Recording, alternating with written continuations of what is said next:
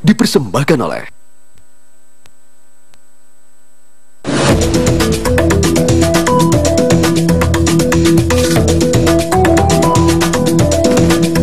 dia nggak pernah bisa pakai nomor teleponnya anak-anak itu ada nomor tuh berapa, satu anak tuh punya 5-6 nomor, kita pakai itu loh, dia nggak bisa, nggak mungkin dia nggak tahu.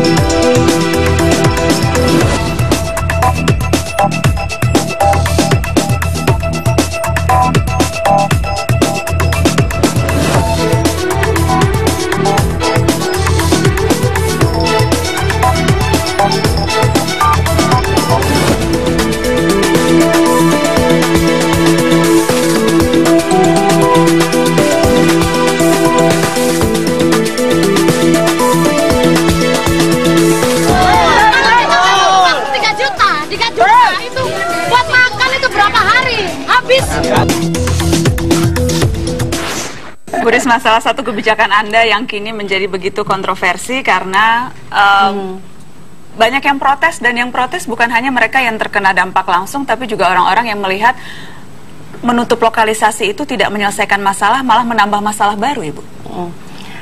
Ya, awalnya saya juga berpikir gitu.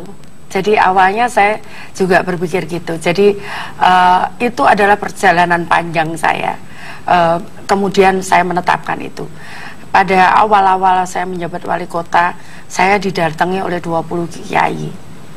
Nah, kemudian saya sampaikan saat itu, kiai, saya kan belum bisa memberikan makan mereka semuanya.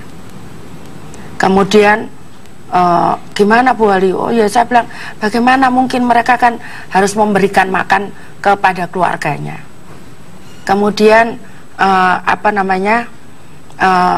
terus di situ kemudian media sempat, saya masih punya itu dokumennya, gubernur setuju menutup lokalisasi, wali kota menolak. Saya masih punya itu dokumen itu.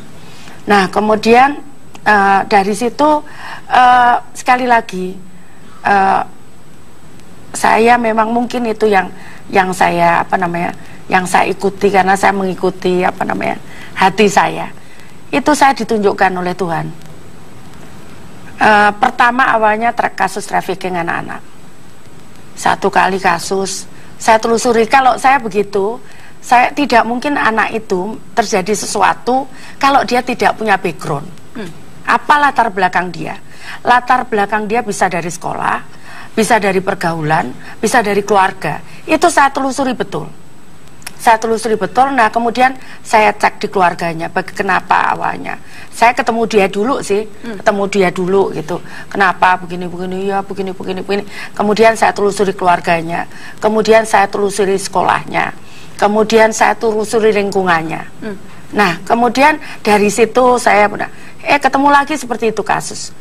Nah, ternyata hampir 90% itu anak-anak ini punya hubungannya dengan kawasan ini. Entah dia anak dari situ, orang tua di situ, entah dia pernah tinggal di situ, kemudian entah sekarang juga dia masih tinggal di situ, kayak gitu. Nah, dari situ kemudian saya turun ke sekolah juga. Saya ngajar Mbak di sekolah-sekolahan itu. Jadi saya punya catatan, oh anak ini punya masalah di situ, sekolahnya di situ, saya turun di sekolah itu. Supaya itu tidak berpengaruh ke anak teman-temannya yang lain. Apa yang Anda temukan di sekolah itu, Bu? Nah, dari situ saya bisa melihat awalnya, yang paling berat itu yang dekat kawasan lokalisasi yang paling terkenal di Surabaya. Doli. Ya.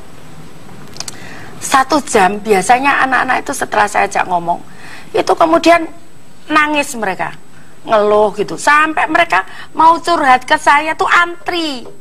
Kadang sampai 10 orang gitu mau curhat ke saya, cerita tentang bagaimana keluarganya, cerita masalahnya, tentang apapun pergaulannya, dia cerita ke saya. Saya bawa psikolog kalau ke sekolah itu minimal 5 orang. Nah, kemudian saya tampung, ya saya peluk begitu. Nah, nanti setelah itu saya kumpulkan, saya selalu minta ruangan sekolah itu, saya kumpulkan, terus di situ ditangani psikolog. Nah, ada satu tempat itu yang di kawasan itu tadi, saya 1 jam itu sama sekali orang kayak itu kosong begitu anak-anak itu. 1 jam mereka tidak tersentuh omongan saya. 2 jam saya berfrustasi. 2 jam, ya Tuhan, apa ini yang terjadi? Begitu saya ngomong, pingsan tiba-tiba satu anak, plak, pingsan lagi, 2 plak, plak, pingsan. Ada 20 anak. Terpaksa saya panggil dokter lah, karena pingsan saya juga takut kan. Saya masuk ruangan, aduh ceritanya. Rasanya saya sudah, waktu itu sudah mau nyerah, sudah. Cerita itu sudah selesai. Apa Bu ceritanya? Sampai Ibu, sampai Risma hari ini yang begitu keras bisa sampai mau nyerah tuh mendengarkan apa? Saya tidak tega Mbak ngomong.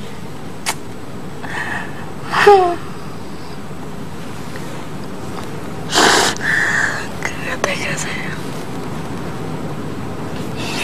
Maaf Mbak.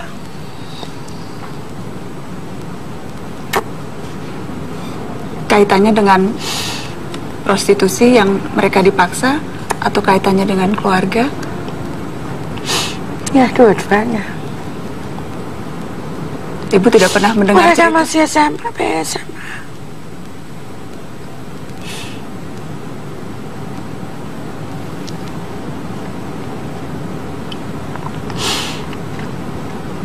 Seperti itu. Itu yang membuat Ibu kemudian mengubah sikap dari semula? Enggak juga. Setelah itu saya ketemu, saya kumpulkan mucikari PSK di rumah saya di bulan puasa. Saya biasanya kalau puasa saya buka puasa di tempat warga gitu.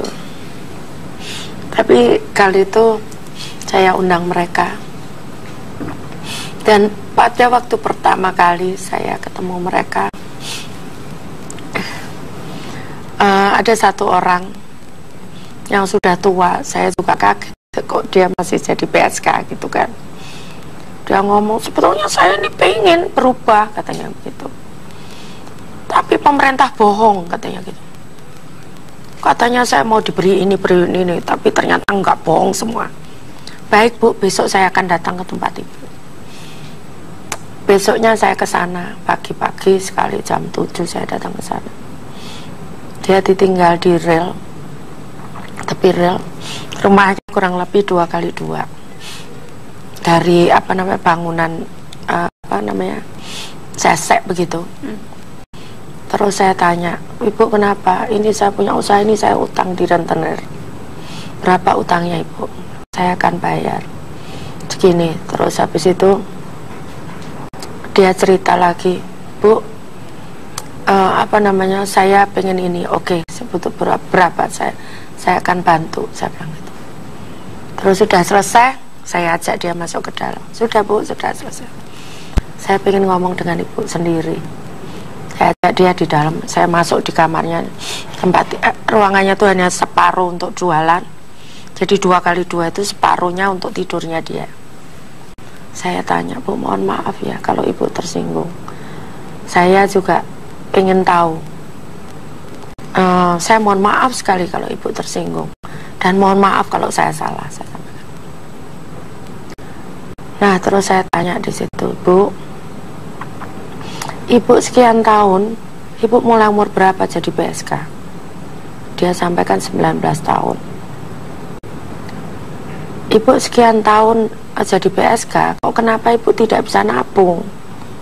Kenapa di saat Ibu sudah selesai itu Ibu itu usianya kurang lebih 60 tahun? Masih jadi PSK Bu, usia 60 tahun? Ya. Kemudian ya dia sampaikan bahwa selama ini uang yang dia pakai habis untuk beli baju, habis untuk beli make up, kemudian ya seperti itu.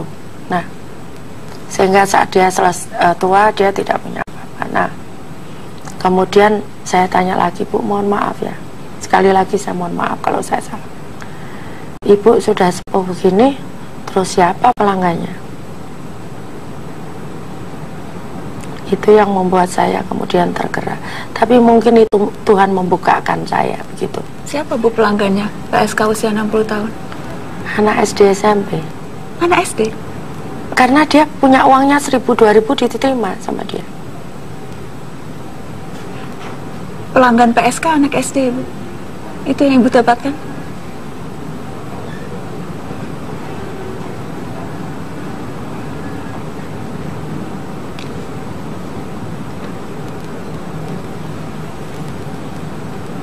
Apa yang kemudian Ibu lakukan, Bu, setelah mendengar pengakuan itu?